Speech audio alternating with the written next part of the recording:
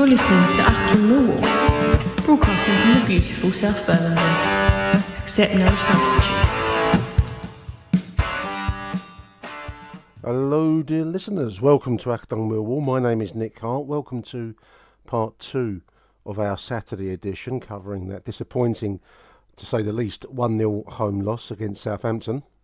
You join me this morning, Monday morning, after a huge weekend for the Lions. Obviously the Millwall news being dominated by the appointment of Joe Edwards, the former Chelsea under-18, under-19 coach, won the FA Youth Cup with the Blues, runners-up in the UEFA Youth League in successive seasons with Chelsea. He's also worked at Everton alongside Frank Lampard, worked for the English national team under-20s. I think he took part in the Toulon winning tournament a couple of years ago now for England. A rising young star, 37 years old. He's worked with the likes of Jose Mourinho, Frank Lampard, Thomas Tuchel. All the ingredients. Can he bake the cake, as the song has it? MacArthur Park, as MacArthur Park has it. Can the cake be baked with Joe Edwards? I don't know, listeners. It's a huge gamble by the club. News today that Adam Barrett will remain at the club, current caretaking manager. He'll be part of Joe Edwards' backroom team. I'm going to guess as a linkage to the current squad as a way in. Otherwise, you're just rolling in as a new name, a new voice. Edwards will be assisted by Andy Myers, Chelsea's lone player technical coach. So another name. Apparently, Adam Barrett was on the same UEFA Pro Licence coaching course as Myers and Edwards. And Edwards wants him to remain on his team. So it's interesting. It's a bit like going to school with someone famous and hoping that, you know, you went to school with Lionel Messi and it reflects on your footballing skills. But anyway, there we are. I'm going to guess that it gives Joe Edwards a route into the current squad, which is the most immediate concern with this disappointing 1-0 loss. We're going to cover that on today's show. Big thank you to everyone for submitting voicemails.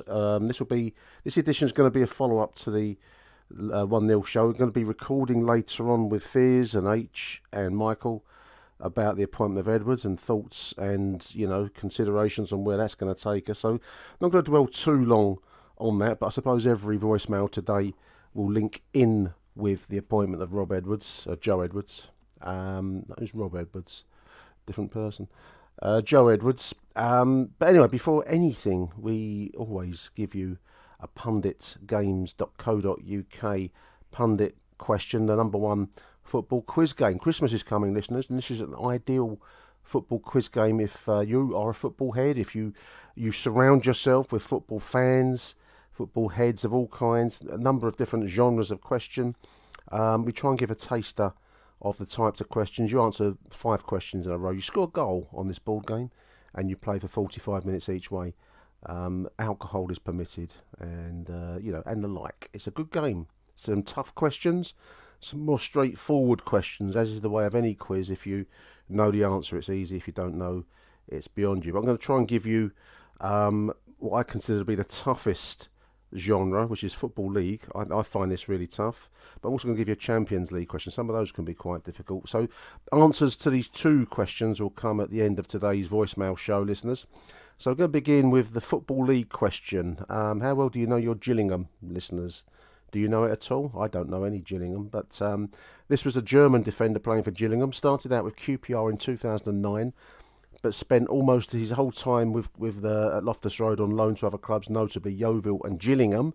After a spell with Bristol, he returned to Gillingham for a 3rd time. So basically, between 2009 and 15, he was with QPR, but on loan to Yeovil, Preston, Stevenage, Carlisle, Gillingham, then permanently with Gillingham. 192 appearances for the Gills between 2015 and 20. Off to Bristol for 28 games and back to the Gills in 2021. So a Gillingham German defender of some standing at the Priestfield Stadium. Answer to that question at the end. And if that's too tough, and it's way too tough for me, in all honesty, I'm going to give you another tough question that's equally as tough. This is a Champions League question. I'm going to go from the sublime to the ridiculous. We're going to lurch from the Medway towns to the beauty and grace of Fiorentina. This Italian player, remembered by Fiorentina fans for his stunning bicycle kick against Barcelona in the 1999 Champions League group stages. An audacious back heel assist in the same 3-3 draw also enabled a goal there. Since retiring, he is famously one of the 16 players arrested for match fixing in Italian lower leagues, alongside Giuseppe Signori and Cristiano Doni, to name but a few. So, an Italian played for Fiorentina against Barcelona in the Champions League 1999. Just looking at his career, started 1998. Played for AC Milan briefly in Como, Foggia, Cagliari, Bari, Fiorentina from 1999 to 2001, Venezia, Genoa, Como, Lugano and Chiasso. Now, if anyone out there is an Italian specialist, then you might get the answer. That's a struggle, that one. Finished his career with Chiasso in 2009. So we'll give you the answer to those two questions later, but do check out punditgames.co.uk. Every sale you make helps assist the Lions Food Hub. Select Achtung Millwall at the drop down. Any road, enough of all that, dear listeners. Let's have a listen to our first voicemail from Saturday. It's going to be Joe from Chicago. Joe from Chicago here. Furious, honestly, with that performance. I'd like to start with Zion Fleming. Play the damn game. You are not Messi. You are not Harry Kane. You are not this top-level player who can just complain about his teammates and not follow up on a high press alongside Tom Bradshaw. I don't know what happened to this man this offseason, but I'm starting to think we should have sold him to Burnley because I don't like anything that I've seen from Zion Fleming. He might as well not be on the pitch at this point. Very curious what happened to Amaku, why he chose not to run today. That was very interesting. I don't know why you'd only bring a guy out to jog, but that was shameful. I just am so frustrated with this team. I know Southampton's too good for this league, but you don't get a shot on goal in the second half. You only really get an effort from Wes Harding again. Jake Cooper's useless on set pieces, except the one time he gets one. No one's there at the back post. It's just this team is so disjointed. They don't get up for these big games, and they've turned the Den into the easiest place to play in the country. It's a joke. It's a joke, and it's so frustrating. Watching this team, it's boring. It's tiring. I love them. I won't stop. But my gosh, a manager needs to come in. James Barrelson, what is he doing other than just flying to watch Drek? It makes no sense. This team needs to change and change soon, or else we're going to be at the bottom of the table all year. This team really should be mid-table. Bottom of the table, unacceptable. I'm going to go have a beer. Long morning. Cheers, Joe. I hope you enjoyed your beer, mate, more than the game. I make you right. Interesting criticism of Zian, who's been a bit of an untouchable figure at the Den for some time. Do wonder what became of Zian over the course of the summertime, whether his head was turned and Burnley, the halcyon call of Burnley came calling, and maybe that's turned his head. I do think and Limarco, actually. I mean, fitness and attitude have been two things that have been repeatedly brought up by various voices on this show since the start of the season. This obviously, this call predates the appointment of Joe Edwards yesterday, but that's going to be a huge first point on Joe Edwards' agenda. From everything I've read about the man, and we don't know a huge amount about him, but he's clearly worked with some high-level figures in the game, including the national team. Those are unacceptable elements of the current situation. It'd be unacceptable whether it's Herbert Sherbert off the street, but certainly if you've come in through the national team process and you're working with Chelsea and achieving there, then attitude like that and fitness levels such as we've seen, because we look very off it when Southampton looked a level above us Saturday. That's going to be a major part of Edwards' early thoughts, I would have think. Big thank you, Joe, out there in Chicago. Chicago Joe, that sounds like a speakeasy in Prohibition era America, doesn't it? Next up, we're going to have Big Paul. Nick, yeah, I mean, fucking hell, we're shit, ain't we? Let's be honest. Saying conceding goals late like that is a relegation cannon fodder.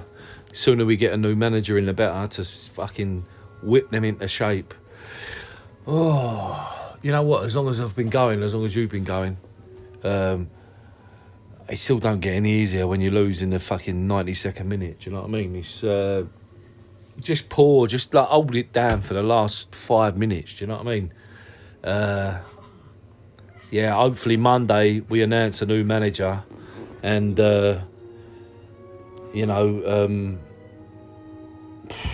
it's the right man for the job and all that sort of malarkey.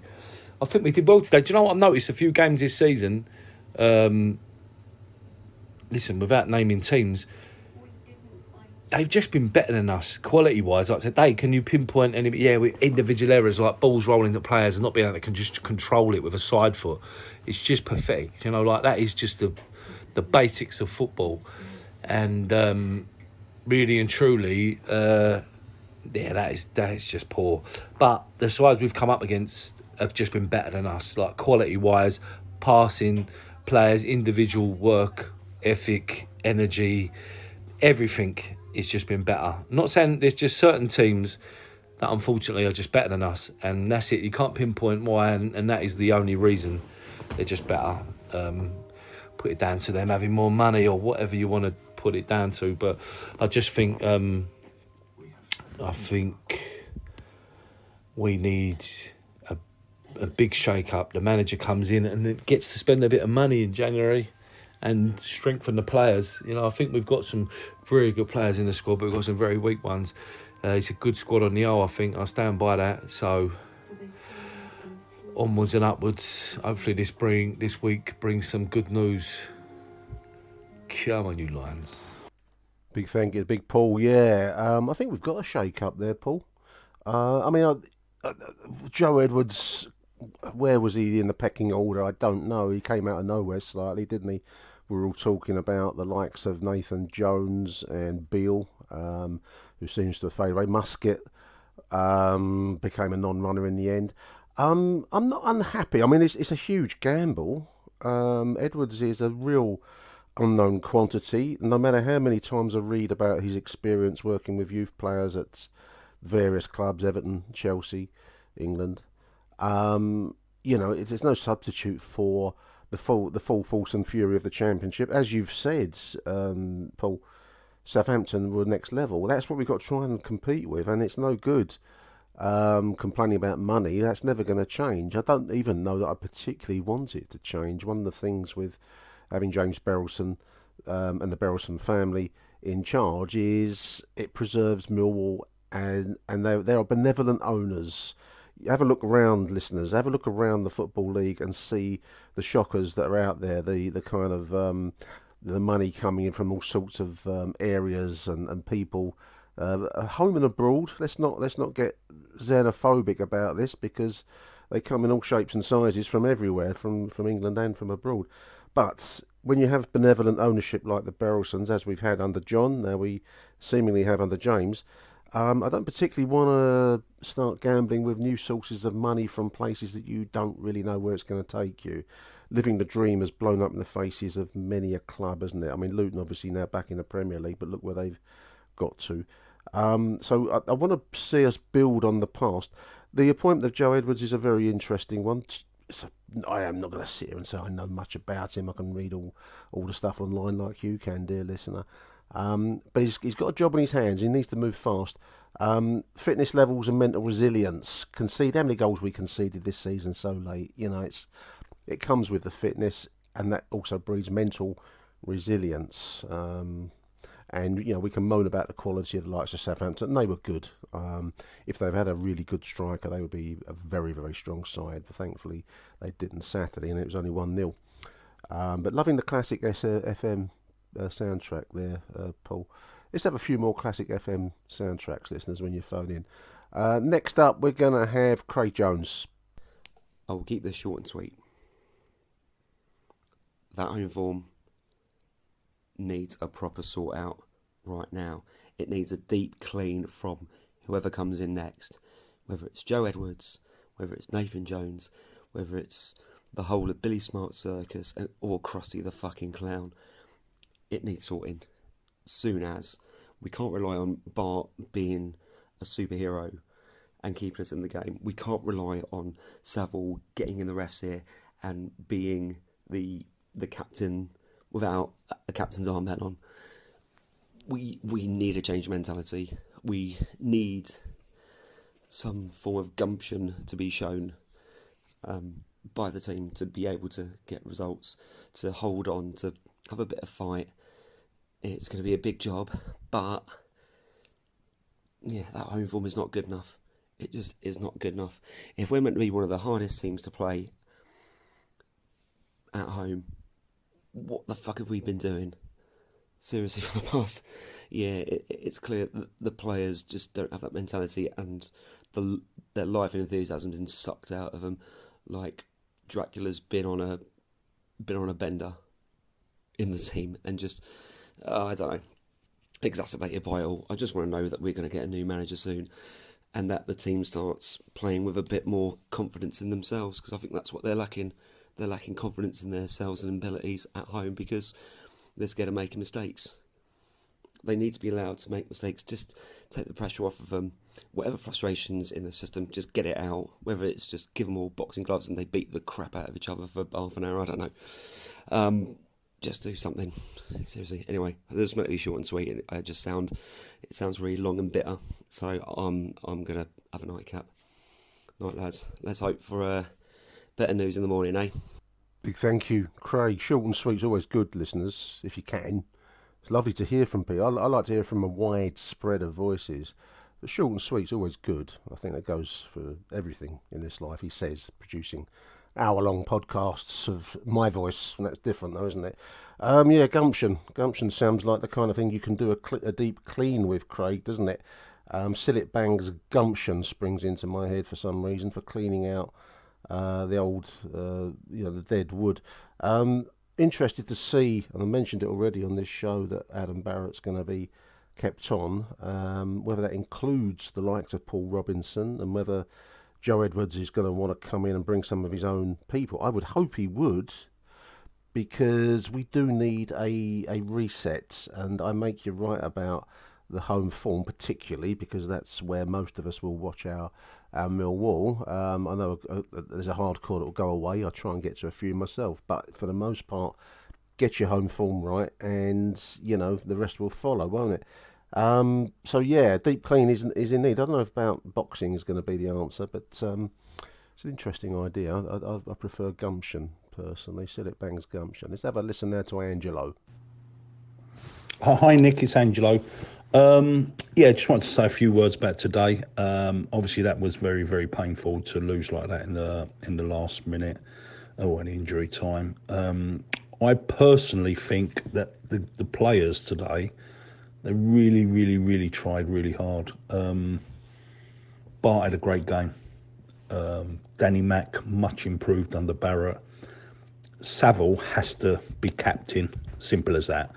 It's a no-brainer. He's shouting and screaming at people on the pitch. I saw him go absolutely ballistic at Nisbet when he didn't fight hard enough for the ball.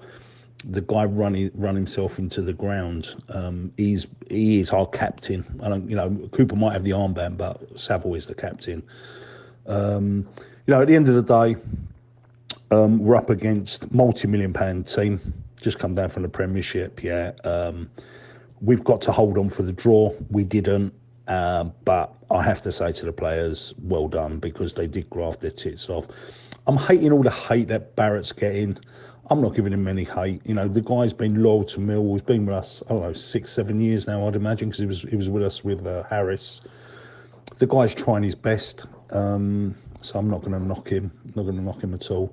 I'll be honest with you, some of these Millwall fans piss me right off today. We're clapping the players at the end. This geezer walks past. How can you clap them? Do you know what is that all about? It's just, honestly, just drives me insane, mate. in my opinion, the guys, the team deserved the clap off. I thought they tried hard, and we're up against a superior team, So go fuck yourself, mate. That's what I say to some of these Millwall fans, honestly. But yeah, it looks like Nathan Jones is slipping out now, and Joe Edwards is the mega favourite. But let's hope we get a man in place, because we need a direction. And also I just want to say, actually I was going to talk about the subs, but there's no point. Well done to the players, great effort, unlucky. Let's get this manager in place, and let's start moving up that division. All right, thanks, Nick. Come on, you Lions. Cheers, Angelo. Yeah, hell is other people, mate. I know what you mean. You read it online. I mean, even the appointment. Obviously, your message was from Saturday, so it predates the appointment of Joe Edwards. But already you're reading people going off about that online. I think sometimes, and I've found this repeatedly across my Millwall internet life, you just got to shut people out, because it's difficult when you're in the stadium, because you find the world and its wife sat near you.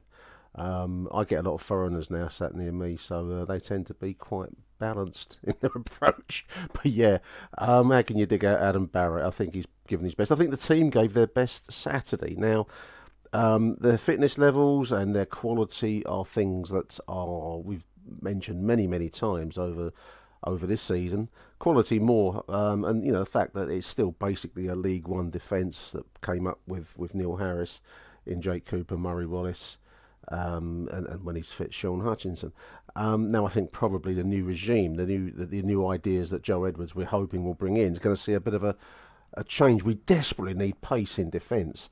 And I'm loving, you've mentioned Saville, I'm loving the qualities he's brought back. Why he was excluded, well, we put that down to personality clashes with the previous incumbent, don't we? But yeah, you mentioned Nisbet there, Angelo. I also saw him digging out in Marku when Marku didn't put 100% into following up on a situation. I think we're also seeing an improvement in Danny Mack. Now I'm really hoping that the point and purpose of Joe Edwards and Andy Myers, I think, is going to be his sidekick, and with Adam Barrett as a linkage to the squad as it is, because that's what they got to work with. They're going to see improvements in players, because that's really what we've got to work with. We've got January to change things, and longer term, as one or two have mentioned online, we've got the arrival at some point of the new Millwall Academy out there in Brands Hatch. Now I'm going to guess that that's going to be where the likes of Joe Edwards and his entourage are going to improve things. But no, I can't knock the effort Saturday. Anyone that says they didn't put everything they had into it is deluded. The fact that the quality was better is a different question. Any road, there we are. Big thank you, Angelo. We're going to now listen to Jim Littler. Hello, Nick. It's Jim Littler. Just done a message I was literally just about to send to you, and then my Twitter's gone absolutely mental with the announcement that Edwards is about to be named the head coach. So regarding yesterday, I think that we got what we deserved. The only saving grace was the goal difference didn't take a bigger hammering than just being 1-0.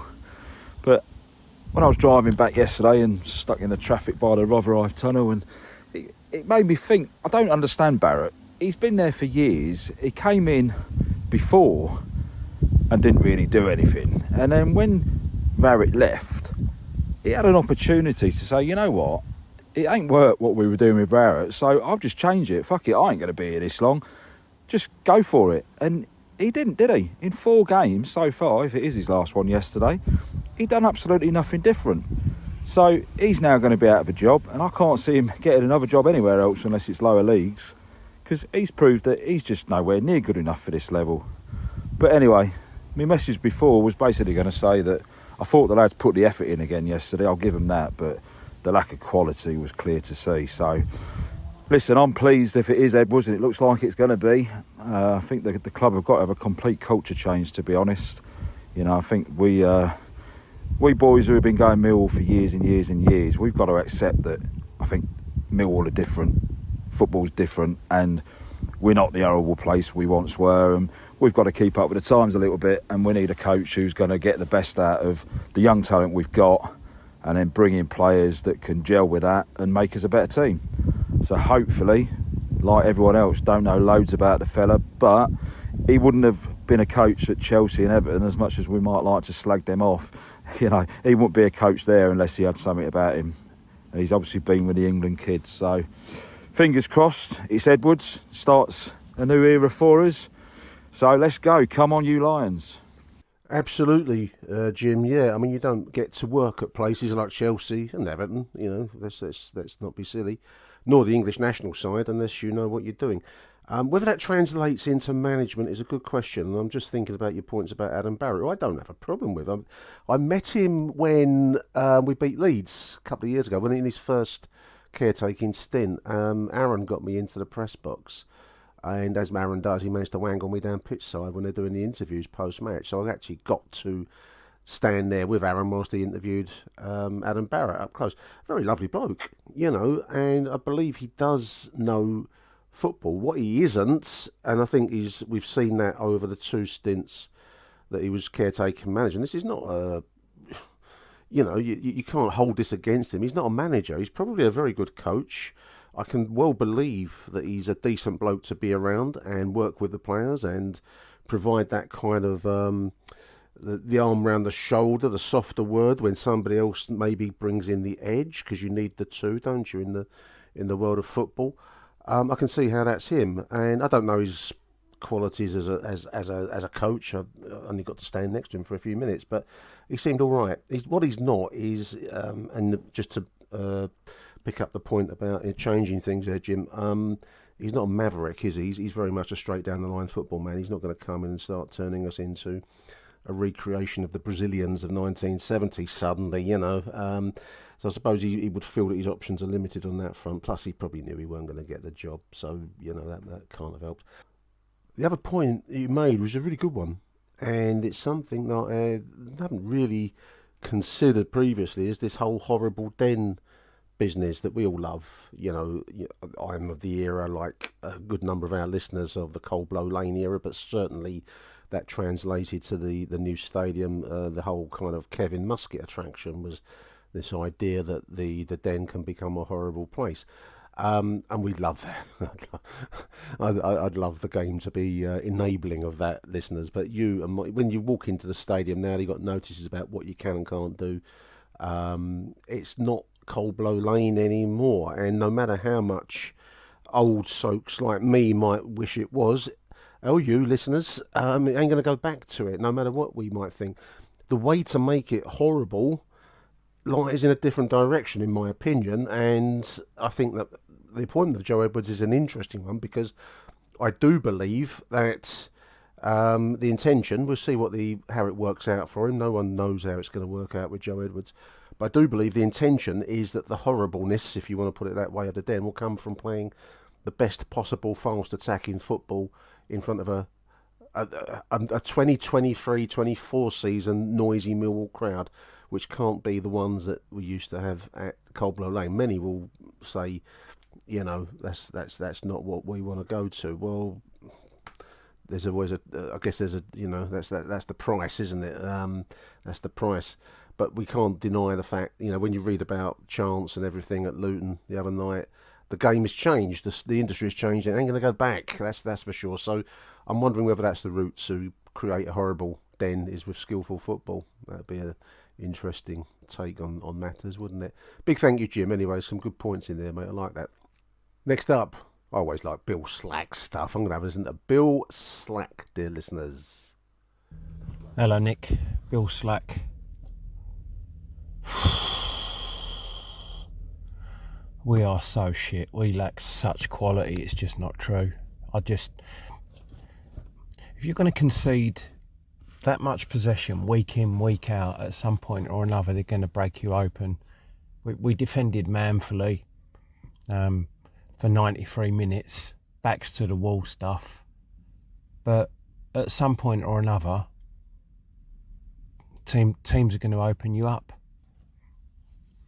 You know, we proved over the last couple of weeks that you can't defend like that and expect to win games and take points. You can't not have the ball for that long chasing shadows. It's exhausting.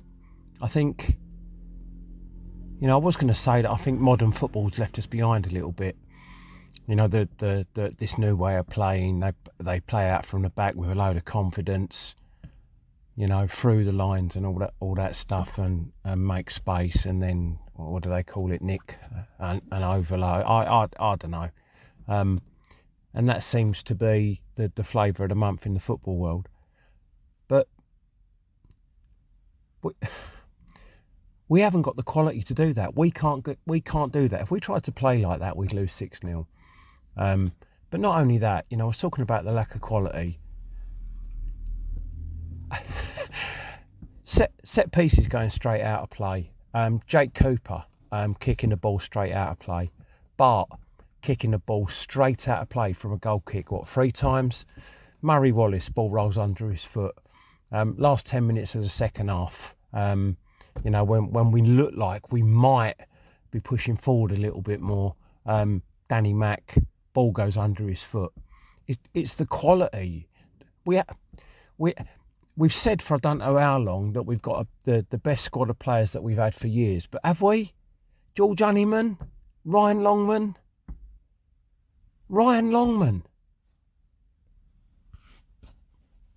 And now we're talking about appointing this 14-year-old coach who's never managed a men's team, let alone a football club. He's never managed a men's team. He's managed under-21s. And he's going to be coaching the best under-21s in the country, and he'll be coaching them to play exactly like Southampton played today. So he's going to come into our club and be faced with Ryan Longman, George Honeyman, Danny Mack, Jake Cooper, Murray Wallace, Sean Hutchins.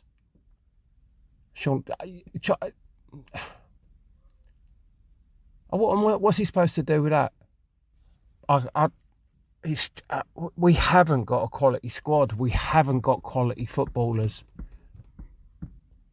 You can count them on the fingers of one hand. Eze, not getting a fucking game. You tell me. Eze, Fleming on his day. Denore, really decent player. Sav's a decent championship footballer. Do you know what it is? Do you know, I've said this before. It's fucking embarrassing. I feel embarrassed coming out of there.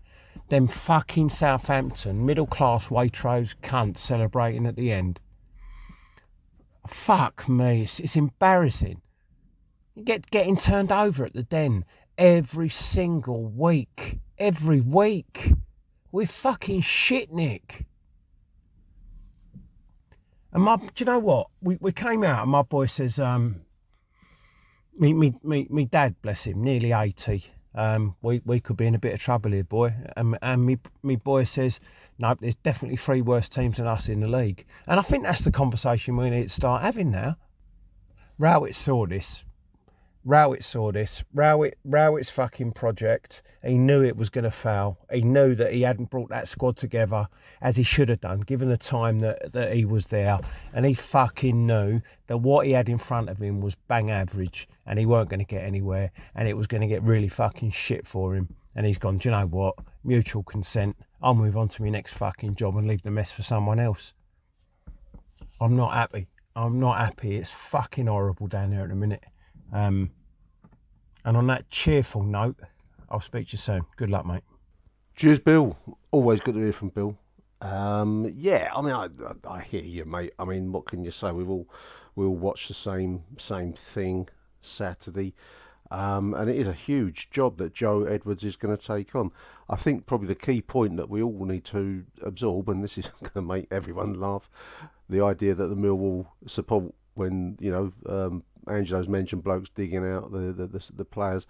But we're going to have to show some patience, because there's clearly a change is going to have to come, because currently, as you've said there, Bill, but others have said also, we badly lack quality, and there's no substitute for that. He's got to work with the current squad. We've got to give him a chance as well. Can we develop a style, a Millwall style, a fast attacking style that is in keeping with the modern way the game is played? Because as hard as it is for many of dinosaurs like myself, dear listeners, that love a 4-4-2 and wouldn't mind a big lump up front and wingers and all the rest of it, that's not the way the game is played anymore, and too many teams find it relatively simple to play around it. That's a hard thing to absorb, and the price of not absorbing it, I fear, is that we become relegation fodder, as others have said on this show. Big thank you to Bill. Let's have a listen now to Rob Abbott out there in Dublin. Morning, Nick. How are you? Interesting voicemail coming up, because I will confess that I was working yesterday afternoon in Dublin, so I didn't get to see the game at all. So I've only seen short highlights and then seen people's views and opinions online. So look, first thing I'm going to say is we're nearly 3 weeks since Rowett left and we've got no manager. So hopefully that's resolved in the next few days, because Adam Barrett, as I've said before, thank you very much for your service and what you've contributed to making Millwall a stable championship club, but it's time to go. You've had 4 games in charge, albeit the football has been a little bit more exciting in some of the games. It's a results business and we have 2 points. When Rowett left, we were only 3 points off the playoffs. We are now 8 points off the playoffs. So whoever comes in, it's going to be a big ask to be up there challenging like we have done the previous few years. But as for the game itself, the highlights I've seen, 2 chances for us from set pieces. Wes Hardin's a bit unlucky, he hits the bar. On another day, if that goes in, who knows what happens with the result. And then there was one in the second half where Cooper heads it across where Bradshaw would usually be, but no one was lurking and the ball just trickled out. But overall, the amount of saves Bart made, it was coming, wasn't it? And it's just a killer blow at the end there, conceding so late. But last point I will make is another sold out crowd, and I don't think we've won one big game under the Rowett and this Barrett regime here. Our last big win was under Harris, under a sold out crowd. I'm not too sure what the atmosphere was like. I'm sure pre-game it was pretty special with the Remembrance Day service, because I don't think there's a club out there that does anything like we do. But was it a quiet affair during the game? Was there much atmosphere? And if there wasn't, was that the style of football we were playing? But anyhow, brief voice note, and like I said, I confess I wasn't there. I've only seen the highlights. Cheers, Rob. I think not being there, mate, is the best way to watch the game. But yeah, it was a good atmosphere. It was 18,900 there, listeners, and that's, we've been pretty much in recent months, including the end of last season, but also this season, we've been getting sellouts. How many times in your Millwall life have you ever discussed the idea of a sellout? Now, the atmosphere weren't bad overall, in my opinion, weren't brilliant, but then we weren't really being given compulsive football to watch, and that's a problem. It was improved. There was good effort, but as we've said a few times in the course of these conversations on this show, quality wasn't there. Joe Edwards' appointed. Obviously, that postdates your message there, Rob. But he's got a number of areas to look at. Really, he's got to find a way of getting the current squad playing as best he can. He'll have a chance to make a few changes come the January window. Chances not being taken would have made a big difference on Saturday to have got 1 or 2 chances in the back of the net. That's an area that is. Can we get someone in on loan? Will Joe Edwards? I want to keep calling him Rob Edwards, listeners. Who's Rob Edwards? Will Joe Edwards have the connections to bring in some tasty little morsel from one of the Premier League's, tables, crumbs falling from the rich man's table that can fall through the cracks down to South Bermondsey? That's going to be a way to get some goals, I think. The rest of it, bit by bit, we're going to have to start to mould this current team away from the old salts that have been there for a long time, and unfortunately that's going to include some casualties for players that have been pretty well loved. Big thank you there to Rob. Let's go now to John Rankin. Hi Nick, John Rankin here, just ringing in with a few observations. And hello, dear listeners. What can you say? I actually went to the loo 2 times during open play today, which is a complete first for me. I normally put to one side thoughts of, toilets till half time. But I just thought, why sit in a little bit of discomfort when I need the loo? So off I went. And I wasn't surprised when, who was it? We were playing, they all looked the same to me. Norwich, was it? No, it was someone else, wasn't it? Oh, Southampton, that's right. They'll play the same football. Put the ball in the back of the net, 92 minutes. It's pretty dire stuff, if you ask me, in terms of being involved in a football match. Players on our side, which put a shift in. George Honeyman as usual, Casper Tenor, George Saville, although his legs are gone 20 minutes towards the end. I think Southampton, they showed their ex-Premier League status in the quality of their players, really. Stronger, fitter, faster, a little bit more skillful. And, there's not a lot you can do against that. I thought we did well, really. We stayed in the game right until the last end, but we've got absolutely no threat in front of goal. I mean, we get into the final third and we just do not know what to do with it. There's no one making runs. You don't hear any shouting. You don't hear people pointing and saying, yes, yes. You see Zian Fleming pointing at other players to do imaginary stuff. I don't know what he's pointing about. But, we're all over the show. So let's get the new manager in. Let's get us, reorganised. And let's, try and get some performances going, because what I witnessed today was a very pedestrian game of football. Not the Millwall that I was brought up with. I was brought up with effort and commitment, and really, really trying for the shirt and coming off that pitch, leaving everything on there. And I honestly don't think the players are doing that. I think they're just kind of walking through their duties. And I don't know what to make of it. So anyway, up the Lions Food Hub, well done for the Remembrance Sunday honours, and come on you Lions. Thank you, John. Yeah, your voice betrays a lot of feelings around the Den. A real sense of, frustration mixed with sadness, I suppose. I don't know if that's the right way to put it. I'll make you right. I mean, the lack of crowd involvement, it comes from the pitch. It has to come from the players. Any member of the squad listening to this show, if you're still here, you produce the moments of excitement that will bring the Millwall crowd into play. Because if all you're being given is thin gruel, then it's quite hard to keep the sounds going. I still think we produce a better atmosphere. We take it for granted, listeners, and I've seen a few comments on X about the atmosphere being poor. So I don't think it was that bad. But if you're not being given anything to react to, it's quite difficult. I'm also going to be the fact that you nipped out to go to take a leak, John, I think is an interesting new measure. I was watching the football last night. Expected goals is a thing. Expected passes. John's need to nip out to take a leak is another measure of excitement in the game. I'll suggest that goes up to Alex Aldrich, a new director of football, as a measure of how good this new regime are doing. Whether John is taking a leak during a game or is he waiting till half time? We'll produce a statistic from that. Good stuff, John. Ranking, thank you, mate. Let's have a listen to Adam Wicks. Morning, Nick.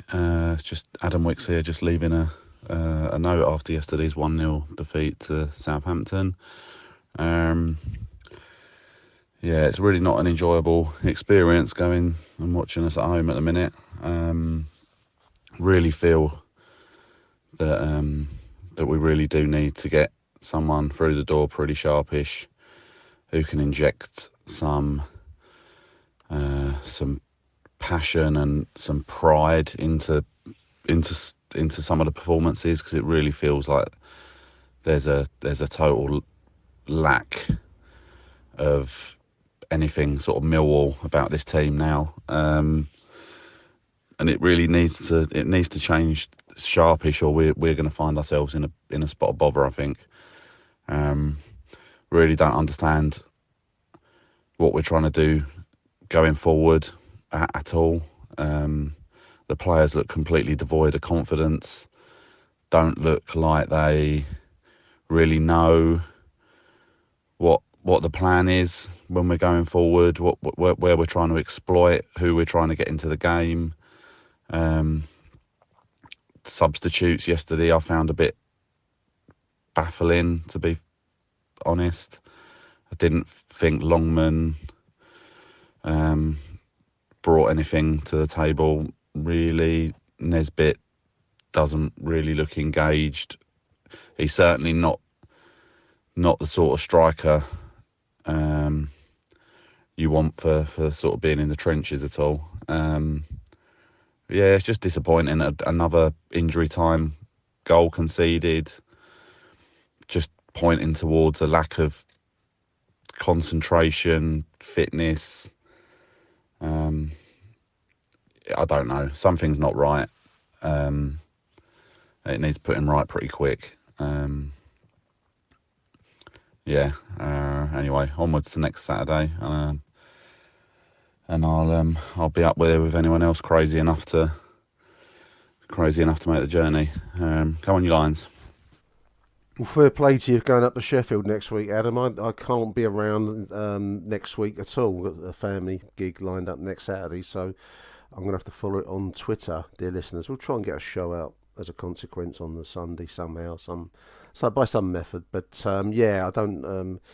It's a situation at the moment where clearly Edwards being appointed yesterday has changed the situation. It's a huge gamble. But the lack of confidence down the middle of the side, the lack of passion, pride that you've pointed out, others have pointed out, and the style. I mean, I actually think Nisbet is a good finisher, but he needs service, a bit like Bradshaw. He needs someone to work with him, and at the moment we're using, bizarrely, to my way of thinking, Tom Bradshaw and then Kevin Nisbet when he came on yesterday as a target man, which they're very much not. Now, whether that's going to change quickly under Joe Edwards, I don't know. That's going to be something that's going to be really interesting to see.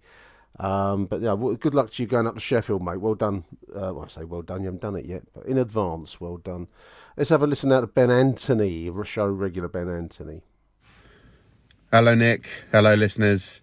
Ben Anthony here, calling in after yet another loss at the Den after the Southampton game. It's frustrating. Definitely, I thought we looked better. To be honest, I thought we looked a bit better. But first half, we had a couple of chances and looked a bit positive. And I was hopeful at half time, thinking maybe we could push forward and go for this in the second half. But the players come out, and it was like they were told at half time, if we're lucky, we could get a 0-0 here. So they've come out and they're all stood rigidly, 2 banks of 4, man marking. And the difference, when you look at Southampton, whenever we got the ball, it was like pack hunters. There was 3 or 4 of them really quickly surrounding and dictating where we could pass the ball, and we very quickly lost it. We were put under significant defensive pressure from Southampton, and we just couldn't match that at all. We are too slow, and when we do get the ball, we're slow to act, and we don't have any real ideas going forward, and that's our biggest problem. We've got no ideas going forward at all. So today, the setup, second half particularly, was all about get that 0-0, and we didn't. I think we are a little bit unfortunate. We clung on for so long, and it was really late, to be fair. And for me, personally, I thought Bart was man of the match. He made a significant number of saves, and without him, it could have been much worse. So fair play to Bart. He's had a lot of criticism lately, but I thought he was our man of the match. Some people might slag off the referee. I actually thought he was pretty fair and tried to let the game flow. and was pretty even in my opinion. So I have no problem with the referee. My issue is the coaching for so long now has been about be solid and try and nick a goal on the break, and it's fallen apart. It's totally collapsed. The coaching setup is wrong. The players don't have any confidence and they don't have any ideas on what to do going forward. There's zero movement off the ball at all, and I just think we are in free fall at the moment, and we need to make the change. We need to get a new manager in, and we need to get a whole new set of coaches in, because it's a mess and there's a problem. There's a big problem at the ground and in the training ground at the moment. So I want to get this change sorted, and we need to get the new manager in and give him some time, and it needs to happen quick. So whoever it is, I know obviously it's Nathan Jones or Edwards, isn't it? That seems to be what's been said. My concerns with Edwards is, would he have the coaches to come in, or would he be keeping the pile of shit we've got at the moment? And that's my concern with Edwards. If he's got his own set of coaches, then that's fine. Nathan Jones as well, I wouldn't have a problem with him. I think both could be interesting. But whoever it is, just the message to the chairman is fucking hurry up and get him in and get this pile of shit out and make the changes, because we are bang in trouble without making significant changes. So, yeah, not happy, obviously, because we lost. I did see some improvements. They showed a bit of passion at least, but we're totally lost, and we're in a bit of trouble at the moment. Let's hope for better next week. See you later. Strong views there from Ben, and I can't disagree with any of it, Ben. Obviously, the news that Joe Edwards has been appointed with Andy Myers as his assistant is interesting. I'm going to imagine that Adam Barrett, who's being retained according to the South London Press, London News Online, is going to be more of a background figure. Adam Barrett, as we've said a few times across this show, I don't think he's a bad bloke, but he's not a manager. He has no aptitude, it strikes me, and he's made no changes to the side, as others have said in this edition. So he's clearly a coach rather than a front man. It's going to be interesting to see what Joe brings in, who else he brings in, because obviously it won't just be these lead names, it'll be others. The expectations on the players have to increase. I do have a rather complacent sense with quite a few of them, and people have mentioned Zian. Saville might know of Joe Edwards. I believe that Saville's career started with Chelsea, though he never made it there. He obviously went off to various other locations. Did he play for Wolves, I think? Anyway, wherever he's been to, Middlesbrough, obviously. But the expectation and the new normal, shall we call it that, listeners? The new normal is going to have to be at a higher level, because that's the only route to salvation for Millwall. As long as we've said already in this show, as long as we have the Berylson family fundamentally underpinning the club, which will keep us going on a level, but we're going to have to breed. It sounds like some kind of farm, a science fiction, eugenics kind of farm. We have to breed our own. You know what I mean? Or at least improve the players that we have. Now, to improve, it requires a mindset that says that where I am at the moment is not good enough, and that's a really hard thing for any of us in life to absorb. Many of us never ever get to that stage, do we? I've always struggled with it, listeners. Don't know about you out there listening to this show, but that's what's going to have to happen, because unless these players can improve, then the exit door is going to loom. Some don't have the tool set. They have the willingness.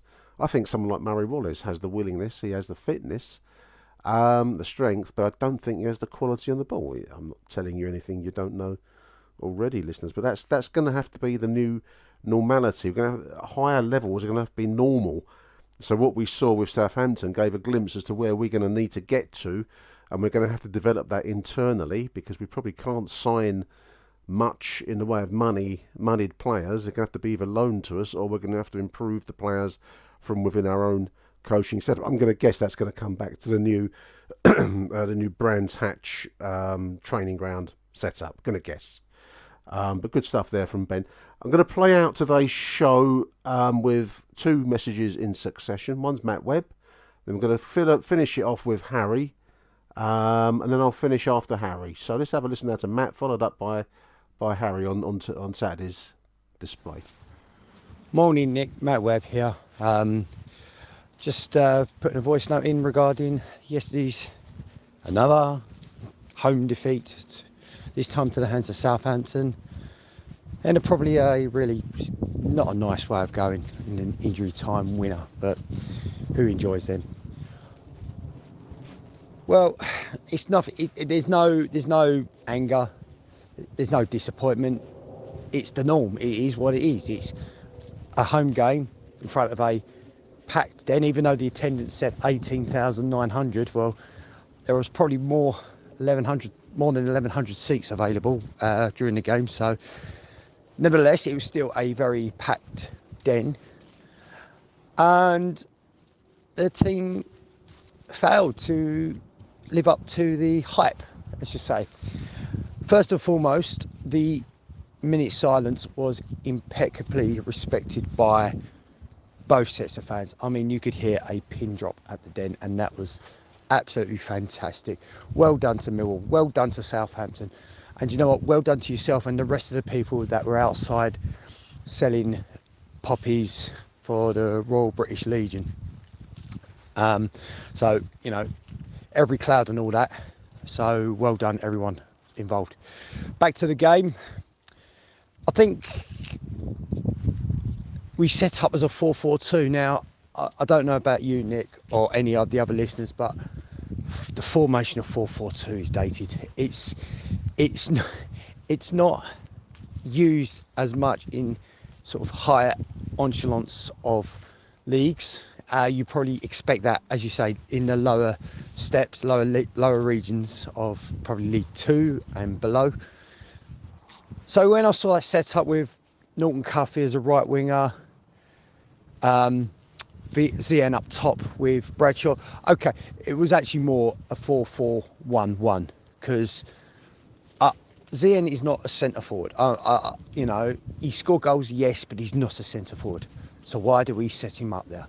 So automatically, when I saw that formation, I just thought, Barrett is here with one goal and one goal only, and that is not to lose. And you know what? He almost got away with it. Give me his credit there. But when we set up like that, automatically we've got hardly any threat to even try and attack the goal. Russell Martin's football is tap, tap, pass, pass, pass, pass, pass, pass, pass. We saw it at Swansea. He's doing it at Southampton. Okay, with better quality players. However, you should always try and put a little bit of a press on. Actually, a lot of press on these players that do that. And Bradshaw, with the goodness of his heart, running his socks off as he always does it really well. But I just can't see anyone else who's doing it. Saville, for me, and Denor were very good in the middle. Saville squeezed out with man of the match because he had a bit of bottle about him. He had a bit about him. He was trying to get the team going, trying to get the crowd on his side, and he's doing it single-handedly. And I think that's why a lot of people want to call for him to be team captain. And I agree. I totally agree. I don't think anyone else but Saville on that pitch could be he is a natural leader. So it winds me up a little bit when we watch these boring possessional plays and we sit back. You know, you give a team of Southampton's quality the chance to settle on the ball, look to play, they will. And they'll play really well. And if it weren't for Bart, it would have been 5, even possibly 6. I mean, your proverbial dodging the bullets phrase comes to mind yesterday, Nick, because Bart really did keep us in it. However, on the sort of like the con side of this discussion, it don't matter if you're getting paid £1 a week, 50 grand a week, 150 grand a week, £1 million a week. You can't get £1 million, but you know what I mean.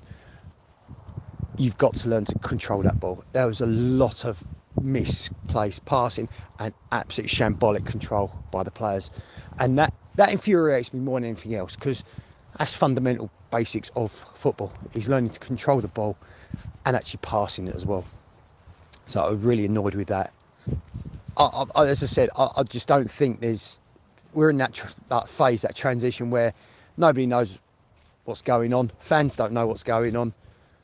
And it looks like to me the players actually don't know what's going on, or they do know what's going on, and they can't say nothing, or they're playing in a way in which they may not agree with the appointment, if you understand where I'm coming from. But whoever comes in, whether it'll be Jones, whether it be Edwards, whether it be Bill, whether it be Mickey Mouse, whether it'll be Popeye, you have got a massive job to get this team back to where they should be in terms of a good competitive mid-table to upper half football team, and B, instill some bloody confidence of them playing at the Den, because confidence is completely devoid at the moment. There's a lot of people that still come in, week out, like ourselves on this podcast, pay our money, and we want to support the team.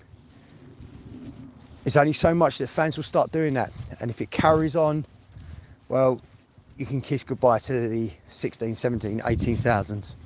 Even Johnny Foreigner will go and find somewhere decent to watch.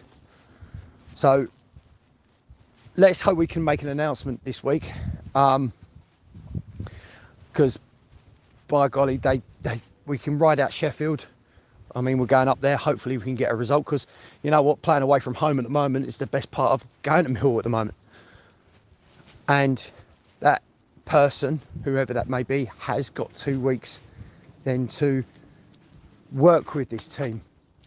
Even rip the plaster off some of the tactics. Play your own way. Get your own staff in.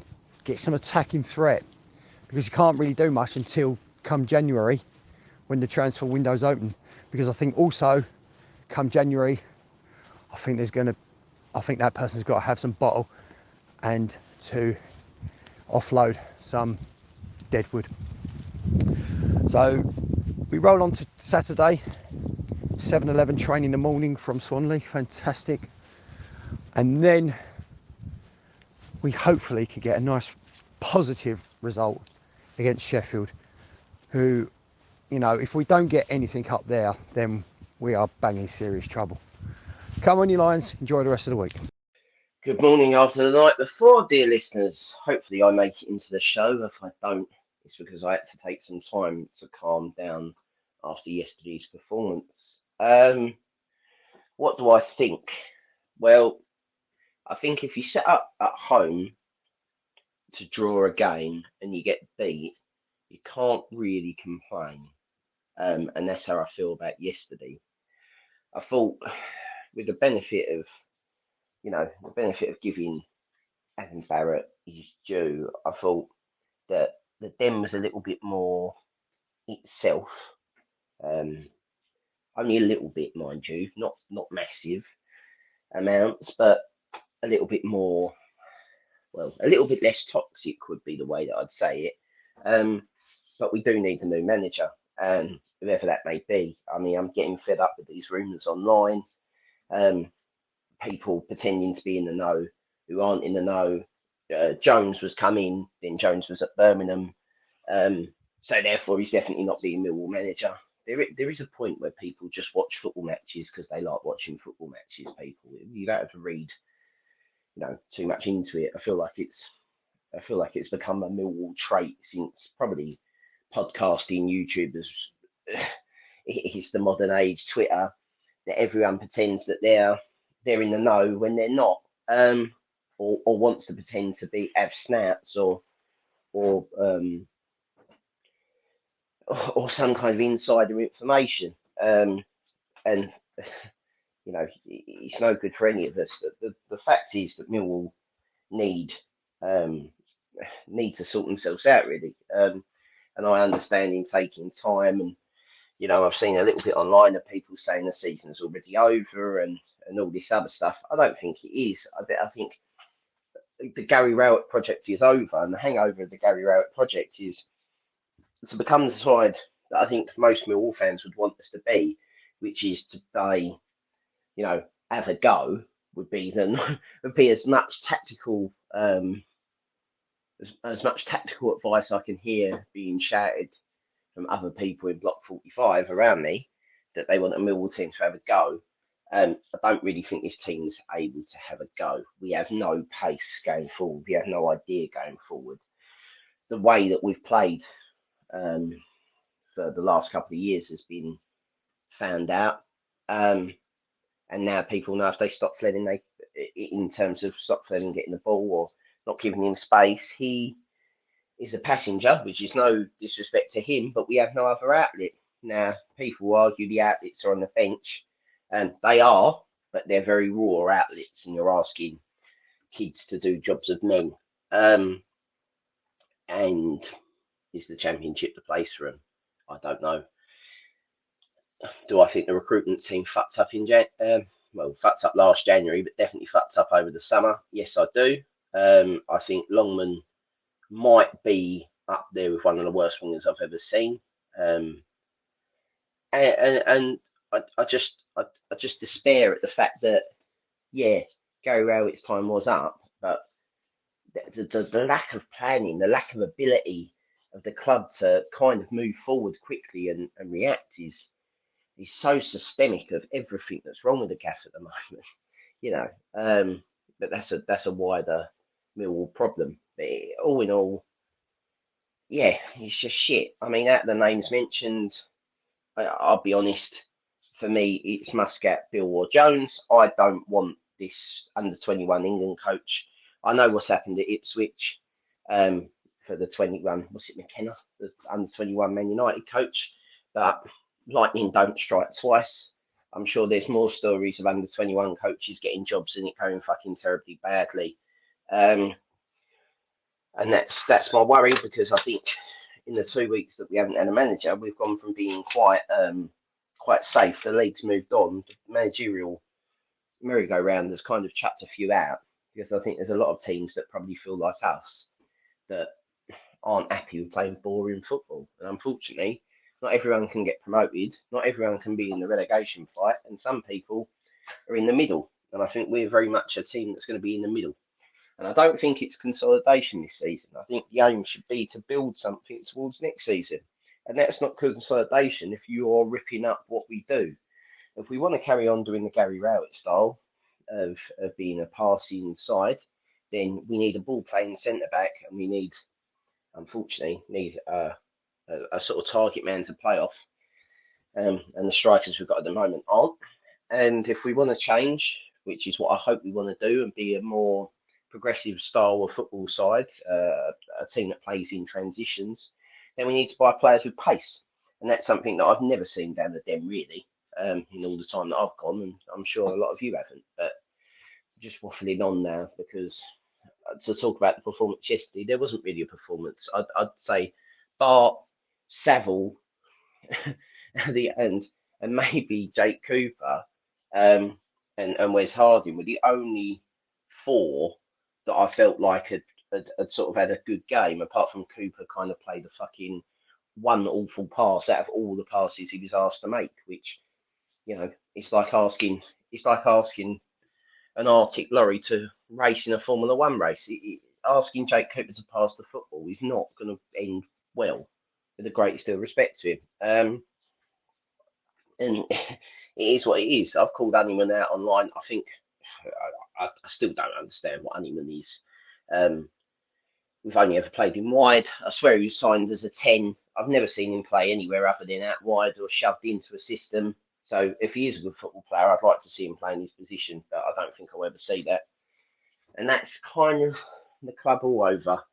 Square pegs in round holes would sum us up at the moment. So we go again next week, but hopefully we can get some points, because we need them, and hopefully we can get a manager, because we need them. Anyway, come on, you Lions. On to next week. Also, Nick, if you can splice this together with my first voice note, I also forgot Danny Mack, and I didn't want to forget Danny Mack. I just sort of forgot that Danny Mack had, for Danny Mack, a really good game, I thought. And he's become the boo boy, and I understand why he became the boo boy last season, and I understand that he was lacking confidence and everything else. And I think he's just been shot to bits. But yesterday, I thought he was all right. I didn't think he was bad. I know what he can't do, but I know what he can do. And I think if we just let him do what he can do, the defensive side, he's fine. And Norton Cuffy in front of him, he's good going forward, but not great going back. So between them, they're one player. So I understand playing both of them together. But yeah, all in all, worrying times. And people will turn around and say that you were the one that wanted Gary Rowett gone probably first and the most loud and most vocal. And this could be what would happen if we got rid of Rowett. And I understand all that, but it's November. We've got December, January, February, March, April, and the first weekend of May to put it right. And I don't think we're as bad as we think we are. I just think we need someone with new ideas, and when you get someone that comes in and galvanises us and get that new manager bounce for 3 or 4 or 5 games, and we go from there, and we might get 4 wins out of 5 or something like that, and you'll be right back in it, and then we'll get a run. And if Millwall get a run, you know how it goes. If we're on a bad run of games, we're the worst team in the world, we're going to get relegated. If we're on the best, if we're on a good run, we're the best team in the world. We've got the greatest manager with the greatest players. We're going to the big time. And really, we can't lie. That's what we live for. We live for the run. And I think that's kind of what's been missing for the last couple of years, if I'm honest. So yeah, we'll see how we go. But all in all, just wanted to say I thought Danny Mack was good yesterday. Even though they were on the losing side and it was gutting to lose late, we deserve to lose. Does that make sense? We didn't deserve to lose in the manner that we did, but we did deserve to lose because we just sat back and invited pressure. And Bart made some great saves as well. So there we go. Anyway, up the lines. Huge thank you to Matt and to Harry for those 2 messages. Really appreciate both. I appreciate everyone getting in touch with us today. I had the recording. I like to try and do some finesse with my editing, but I'm starting to run out of time. I've got another recording to make shortly, listeners. That will be on considering the appointment of Joe Edwards. So I want to say a big thank you to Harry and to Matt. We're going to close out there, I think, because I've got to set up very, very shortly to talk to the boys about the appointment of Joe Edwards. Let's hope a new regime brings a new world. Sunny, sunlit uplands of Brexit benefits at the Den. I don't know why I said that. I'm starting to run out of road here, listeners. Anyway, we've got to finish off with our punditgames.co.uk questions. I asked you earlier on, Football League question, a German Gillingham defender. Been all over the place, Yeovil, Preston. I've never heard of this bloke. If you've heard of him, good luck to you, listeners. You are a football head. It is Max Ehmer, Ehmer. Never heard of him.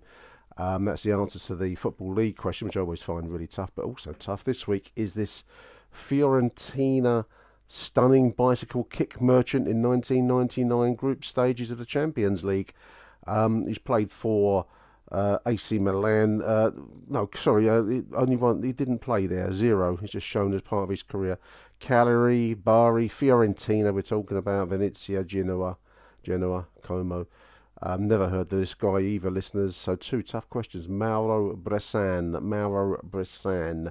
There we are. Punditgames.co.uk. Fantastic football quiz game for Christmas. Select the Achtung Millwall drop down, and the Lions Food Hub gets a little bit of a bumpsy, listeners, and that's what we're all about on this show. Thank you for listening. Till the next edition, which I'm going to record very, very shortly. It's Arrivederci Millwall. Bye for now.